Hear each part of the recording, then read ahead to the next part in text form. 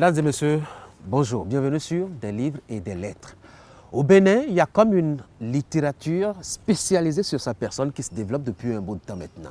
Je vais parler de Patrice Talon, le président de la République du Bénin. Aujourd'hui, nous recevons un auteur qui a commis aussi un ouvrage sur sa gouvernance concernant le premier quinquennat. Le titre, The Master of the Game. C'est de quelqu'un qui est très habitué de ce plateau-là, à Kofi Roland Bessangbo, qui s'est essayé donc à nous décrire et à nous présenter qui c'est que c'est Patrice Talon. Monsieur Bessangbo, bonjour. Bonjour. Bienvenue à nouveau sur votre plateau. Cette fois-ci, il vous a plu de nous faire dans une sorte de biographie, mais aussi de compte rendu de l'action d'un homme, afin de nous permettre de mieux l'appréhender dans, je dois dire, son élan, dans son action dans la gestion de ce pays. Pourquoi vous choisissez, vous qui étiez plus attaché à des sujets, je dois dire, d'ordre de développement personnel, pourquoi il vous a plu de vous attacher, de vous intéresser à un homme? Est-ce que je me suis intéressé à un homme? Je me suis intéressé à notre pays, au développement du pays. Et c'est ce qui me pousse beaucoup plus à m'investir dans la littérature, parce que ça nous permet déjà de renseigner non seulement les générations actuelles, mais les générations futures. On se rend compte que l'anachronisme nous a amenés dans l'abysse dans laquelle on se retrouve. Et dès qu'on a un champ qu'on peut analyser, qu'on peut essayer d'observer, essayer de se questionner par rapport à son fonctionnement, pourquoi ne pas se lancer? Et puis cela relève aussi d'une responsabilité citoyenne, et pourquoi pas patriotique. Et cela aurait pu porter sur notre président, celui d'hier ou peut-être de demain, on ne le connaît peut-être pas, mais pourquoi lui singulièrement? Lui, parce qu'à un moment donné, l'actualité politique nous a offert de beaux scénarios, et on s'est levé un beau jour et on a vu que déjà dans le régime précédent, il a été un acteur majeur, et avec le développement de sa brouille contre l'ancien président, on a commencé par découvrir l'homme. Et ça m'a intrigué, ça m'a interpellé. J'ai commencé par l'observer, par me dire, bon, tiens, celui-là, il me rappelle quand même des personnages, une certaine personnalité que j'ai souvent découverte dans des bouquins. Donc, je veux m'assurer qu'il répond convenablement à ce que je lis. Donc, j'ai commencé par m'intéresser, à fouiller sur lui, l'observer beaucoup plus. Je n'ai jamais eu l'occasion de le rencontrer physiquement. Je ne le connais pas personnellement, mais des situations de la vie, des descriptions de part et d'autre à travers mes recherches m'ont permis de cerner un peu qui il est. Et je me suis dit, pourquoi ne pas proposer celui-là. Qui il est alors? C'est un leader charismatique. Je dirais, il y a une certaine étude que les gens se refusent à faire, mais qui est de l'ordre de la nature. C'est qu'il y a la loi des minorités. Les minorités, cette minorité-là, c'est ceux qui arrivent à se hisser au sommet même de la chaîne, comment on dit, humaine, au sommet même de chaîne sociale, et puis essayer c'est celui-là même qui arrive à défier tout ce qui est sur son chemin comme obstacle pour pouvoir obtenir ce qu'il a développé l'ambition d'avoir. Oui, mais est-ce qu'on n'est pas en train de surfaire des traits d'un homme normal, tout naturel?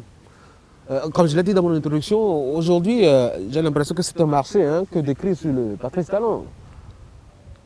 Moi, déjà, ce n'est pas forcément un marché. Je n'ai pas vu la situation comme étant un marché. C'est aussi une certaine... Je suis témoin des faits qui se sont déroulés sous mes yeux. Et à force de lire, par exemple, les livres comme la Bible, j'ai vu que des gens sont écrits il y a des millénaires. Et puis ça nous trouve aujourd'hui et on s'est dit, ça nous ressemble ça nous toujours. ressemble toujours. Donc je me suis dit, pourquoi ne pas laisser une trace de ce que j'ai vécu, ce que j'ai observé à des gens qui peut-être s'en trouveront édifiés, instruits à un moment où nous on ne serait plus là. Donc voilà beaucoup plus. Et vous aviez retracé, vous êtes revenu sur, enfin dans ce bouquin, sur les grandes étapes à la fois de sa marche pour l'accession du pouvoir, mais aussi de sa gestion du pouvoir pendant les 5 premières années. Il m'intéresse bien de connaître comment il a vécu, je dois dire, le temps d'exil. Quand vous aviez fouillé, qu'est-ce que vous aviez vu? Oh, c'est d'abord quelqu'un qui, ma foi, s'est trouvé un peu plus dans un certain embarras. C'est sûr que c'était difficile pour lui de laisser ses affaires. C'est pas bon, quelqu'un qui avait déjà un contrat dans le pays, on résilie le contrat et puis bon. Donc Oui. c'est un homme qui était partagé beaucoup plus entre l'envie de se soumettre au désir du chef en place et peut-être ce désir de le défier, de prendre sa revanche et de pouvoir lui montrer que bon lui-même il peut conquérir le pouvoir. Je crois que Donc, c'est ça qu'il a décidé à s'engager dans la conquête du pouvoir. oui, à un moment donné, ça a fini par peser. Parce qu'il devait quand même restaurer ses affaires, il devait quand même essayer de voir dans quelle mesure le pouvoir en Afrique, au Bénin, peut quand même nuire à l'émergence économique. Donc, il s'est dit que s'il a la possibilité de régler quelque chose, de corriger quelque chose, la preuve, à un moment donné, il a reconnu que ils ont été responsables de l'état des confitures. Beaucoup de choses, en tout cas. Et après, il faut quand même que ces gens-là prennent conscience pour se dire que des gens souffrent, il faut venir quand même corriger le tir.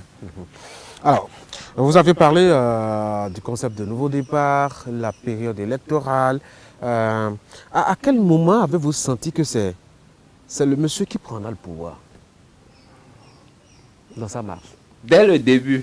Depuis le début. Curieusement, depuis le début, comme c'est un personnage qui m'est familier à travers mes livres, mes recherches personnelles, il a la culture de la gagne. C'est quelqu'un qui se lance des défis, qui sait rêver grand et qui sait qu'il a quelque chose en lui. Lui-même, il le décrit comme un génie. Mais c'est la nature qui récompense ceux qui arrivent à oser autant pour quand même montrer aux gens que on peut toujours s'offrir de belles victoires, même si on semble être un outsider à un moment donné. Donc, dès le départ, depuis 2012, je voyais la personne, dès il s'est prononcé, il a dit qu'il veut aller aux élections, je voyais beaucoup plus l'homme stratège. Il avait beaucoup plus misé sur une certaine stratégie. Mais ce n'était pas la campagne électorale la plus fringante, la plus emballante. C'était pas quand même... On a vu mieux, non? Oui, c'était pas la campagne électorale la plus fringante parce que on a tout fait de détourner l'attention des gens sur le travail stratégique qu'il faut faire pour gagner les élections. Au Bénin, les gens pensent que c'est juste, il faut dépenser de l'argent, il faut se faire certains contacts politiques et puis c'est fini. C'est là tout ce qui est exaltant dans sa victoire. À un moment donné, il était lâché de tous les politiques. Tout le monde allait sur ses adversaires qui donnaient beaucoup plus, qui dépensaient beaucoup plus que lui. Et lui, il était venu dans une mentalité de celui qui veut quand même essayer de baisser un peu le pouvoir de l'argent dans cette sphère-là. Donc, il a pris un risque et ça lui a marché. Mais très tôt, je savais que il allait réussir parce que ceux de sa trempe qui se sont lancés dans ces défis-là ont plus très souvent eu gain de cause. Il a pris le pouvoir. Avez-vous toujours eu l'impression qu'il réussirait? Il avait promis 5 ans, hein, qu'il réussirait ce mandat-là ou qu'il ne réussirait pas. Vous qui avez déjà fouillé sur lui, bien avant même qu'il s'engage officiellement en politique. Si, depuis toujours, je dis celui-là, c'est quelqu'un qui a appris à gagner. Et il a dit que Vous pensez qu'il a vraiment gagné son premier mandat là? Oui, il a réussi. Quels Il a sont réussi. les grands éléments, oui. La réussite n'est pas dans le fait qu'il faut que l'économie devienne tout de suite prospère. La réussite n'est pas dans le fait qu'il faut que tous les ménages soient à l'aise. Non, c'est de remettre en question tous nos mauvaises mœurs. C'est de pouvoir réformer concrètement et profondément nos mauvaises habitudes qu'on essaie maintenant de nous remettre sur les rails du développement. C'est ça, en fait. Il faut découvrir le chemin qui conduit véritablement au développement. Beaucoup nous ont éloignés de ça. Et à un moment donné, j'aime un peu créer des images. C'est un peu comme on était dans un ravin. On nous a précipités, les dirigeants nous ont précipités dans un ravin. Et on devait se battre pour s'en sortir. Et la tâche n'était pas du tout facile. Ce n'est pas gagné d'avance. Donc, n'importe qui ne peut même pas le faire. Si celui-là n'est pas doté d'un certain courage, d'une certaine audace, de pouvoir se mettre même à dos tous ceux qui semblent avoir une certaine puissance dans le pays, pour pouvoir quand même essayer de sauver la maison Bénin. C'est ça en fait. Et le fait ainsi pendant le quinquennat, c'est déjà toute la réussite. Toutes les réformes ne sont pas passées, enfin, pratiquement tous. Mais quand vous dites réussir à nous débarrasser de nos mauvaises habitudes, est-ce que véritablement il a eu un succès sur ce plan?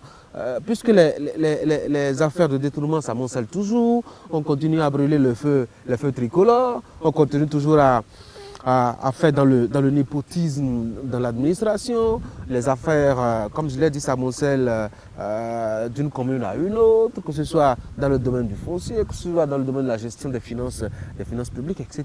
On ne peut pas dire véritablement que c'est là-bas que ça fait rose.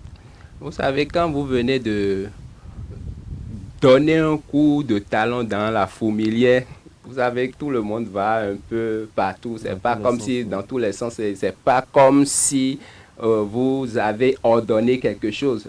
Il y a déjà cette crainte du gendarme qui revient.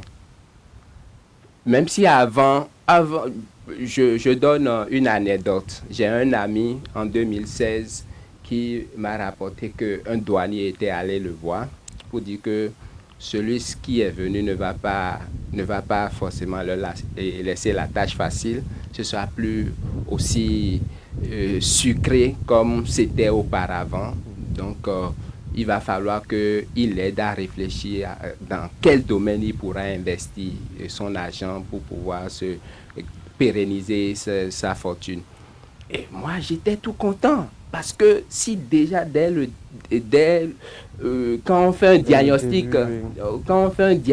de tous nos travers dans le pays, ne pas reconnaître qu'un douanier ne peut pas être milliardaire, c'est qu'on tombe du sens. Ne pas reconnaître qu'un fonctionnaire ne peut pas être multimillionnaire, c'est de l'anomalie.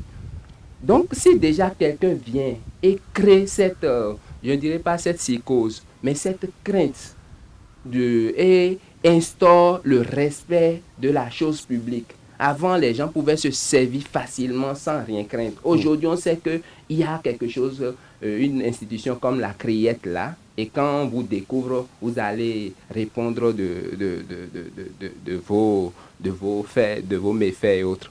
Donc, vous avez parlé de l'affermissement, ça fait partie des premiers, je dois dire, des premiers objectifs qu'il s'est fixé, l'affermissement de son pouvoir. On en parlait, c'est le jargon qu'on a évoqué, de la restauration de l'image du président de la République. Vous pensez que l'image du président est restaurée? au bout des 5 ans? Si. Craindre ou se faire craindre, est-ce que c'est restaurer son image? Non, il se fait pas craindre. Mais le président, à un moment donné, devait être... En fait, quand vous avez lu un peu les 48 lois du pouvoir, il me plaît quand même cette image que Robert Greene avait exposée de Louis XIV, le roi qui crée un certain mystère autour de lui. Quand le roi crée ce mystère-là, on ne sait pas où il va frapper, comment il va agir dans telle ou telle situation. Et c'est ça qui caractérise la chefferie. Le chef ne sort pas n'importe comment. Et Talon, c'est une façon pour lui de restaurer cela. Même si aujourd'hui, les médias nous ont montré que le leader, c'est celui qui est sur tous les fronts, qui doit être en train de prendre la parole à tout va, essayer de montrer qu'il est là, donner ses orientations aussi. Non, quand on a des collaborateurs bien actifs, bien dynamiques, on leur donne les instructions et puis on reste là, on ne vous voit pas souvent, on ne vous remarque pas tout le temps, vous ne devenez pas ordinaire. Et là, on vous respecte. Est-ce qu'il y a pas une sorte de détachement ou de décalage ou d'éloignement? Je crois que le mot est le plus approprié. D'éloignement entre, je dois dire, l'image, l'institution du président de la République et les populations. Avant, on avait quand même quelqu'un qui était beaucoup plus proche de la masse. Désormais, on a quelqu'un qui s'enferme carrément, qui n'est pas visible et qui ne parle pas beaucoup. Oui, déjà, ça fait partie du affaiblissement de son pouvoir. Oui, à un moment donné, il a remarqué que beaucoup plus sortir plus souvent relevait du populisme. On voulait toujours donner, essayer de formater un peu son électorat pour que l'image soit toujours présente et que l'on puisse viser les échéances électorales à venir. Donc, c'est ça en fait. C'était pas anodin que d'être tout le temps sur tous les tableaux pour se montrer. Maintenant, ce qui est intéressant ici, c'est pas forcément quelqu'un qui a la boulimie du pouvoir. Ah oui, et ça fait, oui, ça fait toute la différence. C'est quand même curieux, hein? C'est curieux, mais ça s'observe en fait. À un moment donné, vous allez vous remarquer que beaucoup plus en Afrique, on a plus de jouisseurs de pouvoir. Les gens qui, une fois président de leur pays, ils se disent qu'il faut qu'ils se prélassent de tous les avantages que leur confère leur rang.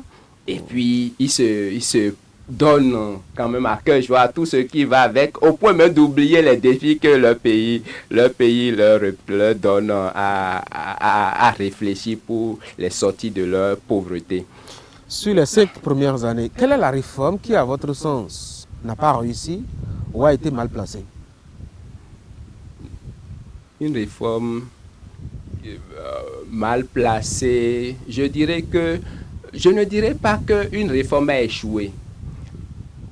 Échoué dans ce sens que il faut qu'on voit autrement les choses. Dans l'auteur de développement personnel, des livres de développement personnel que je suis, je peux dire on dit que c'est lorsque vous faites des erreurs, c'est lorsque vous échouez sur certaines pistes que vous trouvez le chemin adéquat pour aller vers l'accomplissement de votre but. Donc, le plus important, c'est de nous engager sur un chemin.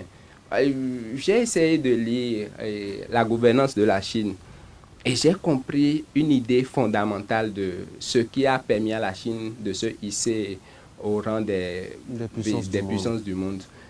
Ils ont créé, dès le départ, Deng Xiaoping a dit, nous allons créer la réforme et l'ouverture. Donc ça leur a permis quand même de commencer par voir là où ça n'allait pas, de corriger leurs erreurs et de se lancer dans de nouveaux défis et de s'ouvrir au monde. Avant, c'était des communistes qui se disaient qu'ils n'avaient pas besoin de faire de l'économie de marché quelque chose de truc. Mais ils se sont dit, si on fait cela, c'est notre déclin. Donc, ils se sont ouverts à la chose. Et 40 ans après, les voilà quand même des gens qui dominent le monde. En initiant les réformes, Talon a compris le principe. il faut comprendre les principes qui conduisent au développement. Donc, il a compris cela, il a engagé. Il y a certainement des erreurs par endroit, mais ça va se corriger et ça se corrige au fur et à mesure. Donc, ça fait que et même là où les magistrats ont essayé d'être contre beaucoup plus la suppression de la grève là. La grève, le droit de grève, ça pouvait passer même. Et au niveau de la magistrature, du Conseil supérieur de la magistrature, ils ont des arguments pertinents. Mais le président aussi opposait quand même des arguments non moins pertinents. Oui, mais bon, il y a beaucoup plus, vous savez, on est dans un pays où il y a beaucoup plus de suspicions. Donc, on ne se croit pas les uns aux autres. C'est normal quand on est en politique. La politique, c'est un jeu d'acteurs, c'est surtout un jeu de manipulation, c'est surtout un jeu d'intérêt. Et donc, ça ne peut pas forcément être comme entre 4 ou 5 enfants de cœur. Oui, mais là, des fois, quand on a en face des politiques et des administrés, bon, peut-être des fois, il faut se laisser aller à l'expérience, à l'expérimentation de ce qui se fait avant peut-être d'être contre. Vous savez, on a beaucoup plus baigné dans la théorie. Beaucoup de théories ont caractérisé nos faits et on a théorisé même la démocratie au point de penser que ça peut nous amener loin. Alors que ça nous a montré toutes ses limites et puis on peinait quand même à décoller depuis des lustres. Aujourd'hui, il a fallu que l'on prenne certaines initiatives et on est sûr quand même que dans les années à venir, le Bénin va quand même se faire une belle place. Comment va l'économie du Bénin à votre sens? L'économie du Bénin est en marche. Ah oui. Oui. Vous savez, quand on prend le chemin que M. Patrice Talon donne au Navi Bénin, je vais dire, ce n'est pas aussi simple de se dire qu'on va tout de suite atteindre les objectifs. Il y a parfois un désert à traverser. Quand je lis un peu comme la Bible, la traversée du désert du peuple d'Israël, même tout Dieu puissant qu'il est, à un moment donné, Moïse avait toute la chance de conduire le peuple très tôt vers la terre promise. Mais ils ont fait du chemin, ils ont traversé le désert, ils ont eu faim, ils ont eu soif. Il y en a, oui, même si la manne descendait à un moment donné, ils étaient fatigués d'avoir la même nourriture.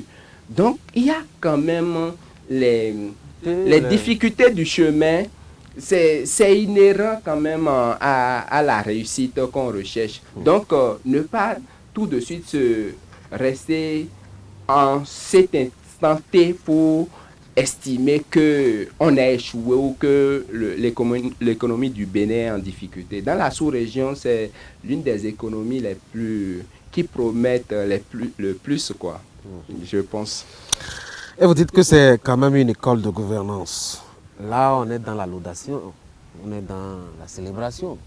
Non, pas la célébration. Souvent, nous avons vécu beaucoup d'échecs dans la gouvernance de nos pays. Et il en vient même que les jeunes générations en veulent beaucoup à leurs chefs, à leurs dirigeants. Ils ne croient même plus en eux parce que le chômage battant sont pleins. Il faut quand même essayer et il n'y a pas de solution en tant que telle. Donc, il n'y a même pas d'approche qui permette quand même de pouvoir sortir des masses du chômage, du sous-emploi et autres. Aujourd'hui, il y a une vision qui permet de faire augurer un avenir meilleur au pays. Donc, du coup, c'est quelqu'un qui répond, qui est allé à l'école. Patrice Talon n'a pas inventé ce qu'il est en train de faire. Des gens se l'ont fait avant lui. Quand vous lisez un peu l'histoire du père fondateur de Singapour, vous voyez un peu que Patrice Talon répond un peu, suit un tout petit peu les principes qui ont guider sa gouvernance. Donc une école de gouvernance en ce sens que si on essaie d'appliquer un peu de ce qu'il est en train de proposer, nos pays d'Afrique ne vont plus forcément être ces éternels dominés de notre monde.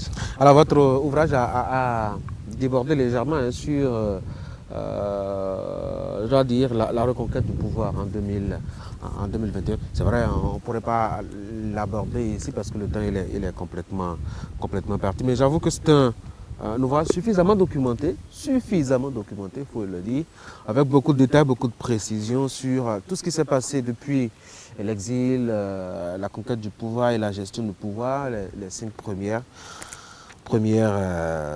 années. Mais à la fin, en fait, l'objectif final, c'est quoi? Et c'est la dernière question. L'objectif final, dans quel sens? De ce bouquin, l'écriture de ce bouquin. L'écriture de ce bouquin, oui. C'est de montrer un nouveau leadership qui me semble être gagnant pour les pays africains. Ma foi, mon ambition, c'est un peu d'en faire un classique. Bientôt, vous savez, quand quelqu'un est à l'œuvre, ses contemporains ne sont pas toujours convaincus de ses actions, de la portée de ses actions. Mais quand il disparaît, on se rend compte qu'il avait une longueur d'avance. Donc, ça va inspirer beaucoup d'autres dans leur façon de diriger leur pays. Et pourquoi pas? Parce que moi, je suis resté dans 3 champs différents. La croissance personnelle, la croissance des entreprises et puis le développement des pays. Donc, ça fait que il montre quand même la voie sur les 3, quoi. Merci beaucoup, Roland Bessongo. Mesdames et messieurs, c'est la fin de cette émission. Merci d'avoir été là. Ce fut un plaisir d'avoir partagé ces bons moments avec vous. On va se donner rendez-vous pour samedi prochain à partir de 11h. On va découvrir un autre auteur et son ouvrage. D'ici là, vous passez un excellent week-end.